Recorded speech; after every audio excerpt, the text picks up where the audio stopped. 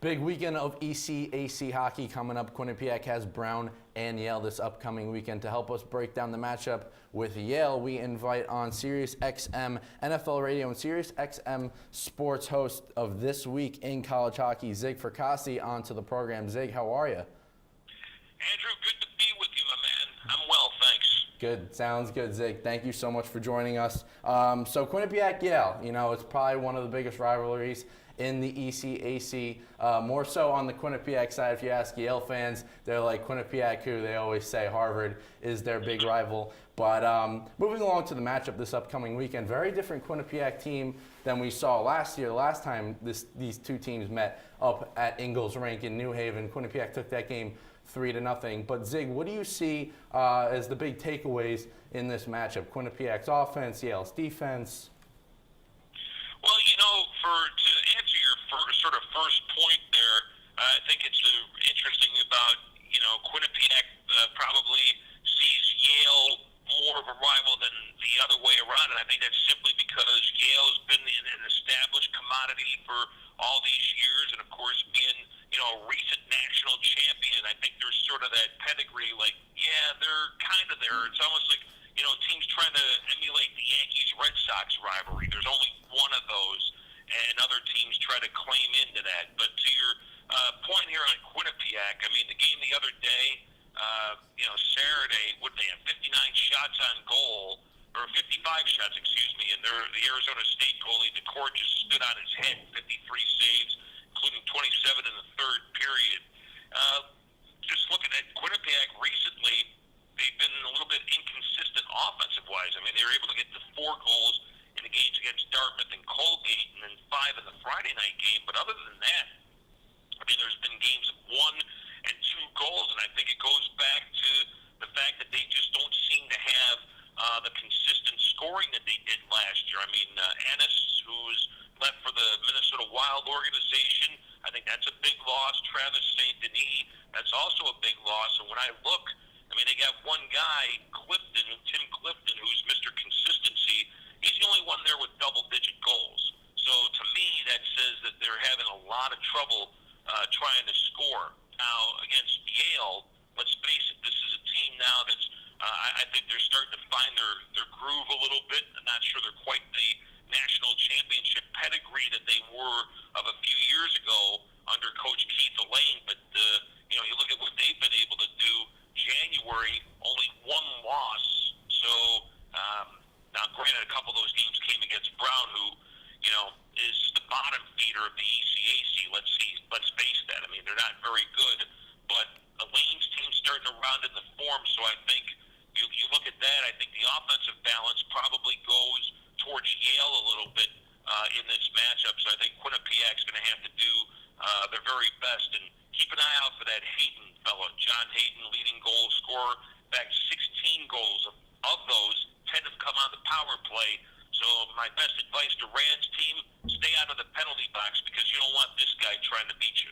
Yeah, certainly. John Hayden, the Chicago Blackhawks prospect, second in the ECAC in goals. And he's also joined by Joe Snively and Ryan Hitchcock on that team, the group of forwards. They have been excellent for Yale since the new year. Yale 6-1-2 in the new year.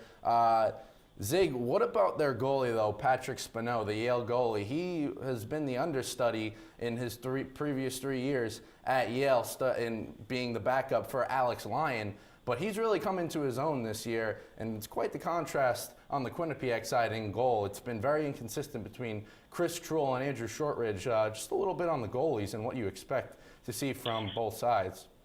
Well, you're absolutely right on the young man Spano, who got into all of 9 games his first 3 years with the Bulldogs. In fact, only 1 game last year. So, sometimes I think what happens is you can do one of 2 things. You can pout and transfer and baby up, so to speak, and leave, or you can get a good education like this young man did and realize that at some point your chance is going to come. And I mean, let's face it, he had a shutout in December against Boston University in the time that he appeared in that game, so maybe that was a good confidence booster for him.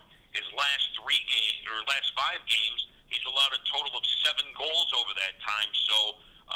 got a little bit of a confidence boost with this young man. And then you mentioned the Quinnipiac shuffle as far as their situation. I mentioned when Annis and Saint Denis left.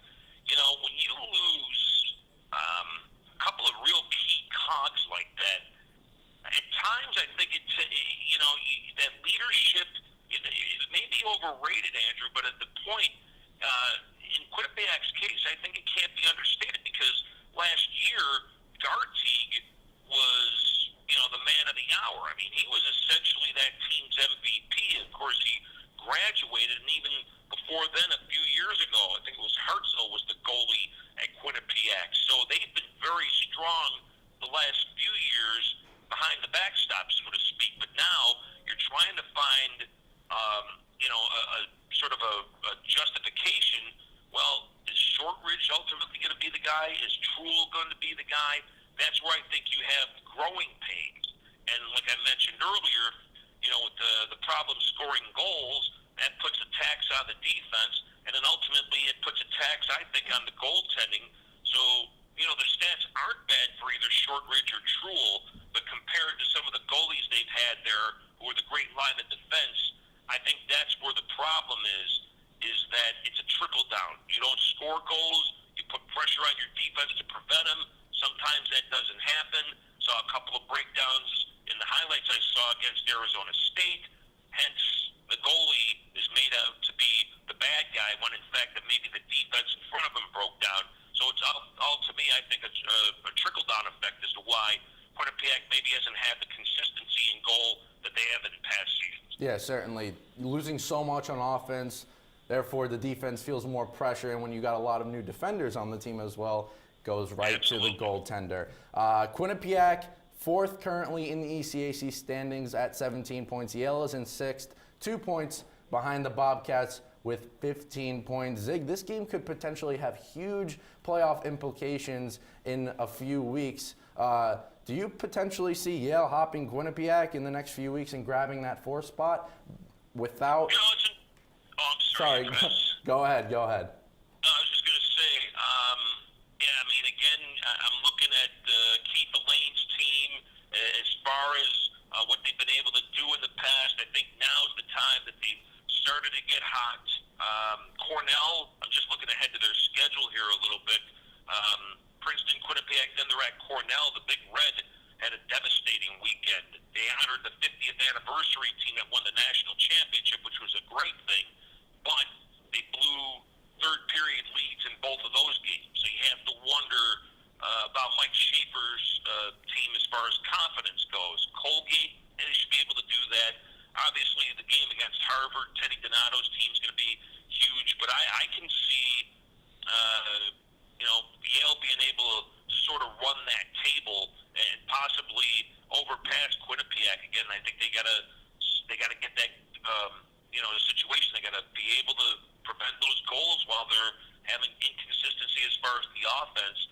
Although Union, I think, looks very strong, and St. Lawrence, when you've got a goals for to goals against ratio of 2-1 or better, you're going to win a lot of games. And the Saints right now look awfully strong in the ECAC. And again, they're built, very strong from the outside in. So just look at St. Lawrence there. There's a reason why they're in the standings, the top standings when it comes to pairwise. So I think, Andrew, that's the team I'd really be watching down the stretch. But to answer your original question, I think it's possible Yale would overtake Quinnipiac in the ECAC. There you hear it, Quinnipiac potentially falling to Yale in the standings down the road. Playoffs are just a few weeks away, but this weekend, big matchup between Quinnipiac and Yale at Ingalls Rink Saturday at 7. Zig, thank you so much for joining us. Andrew, my pleasure, man. Thanks for having me. I appreciate it.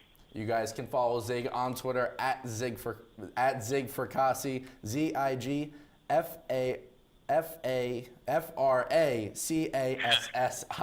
All right, Zig, once again, thanks for joining us. I can't remember my own name, so no problem there.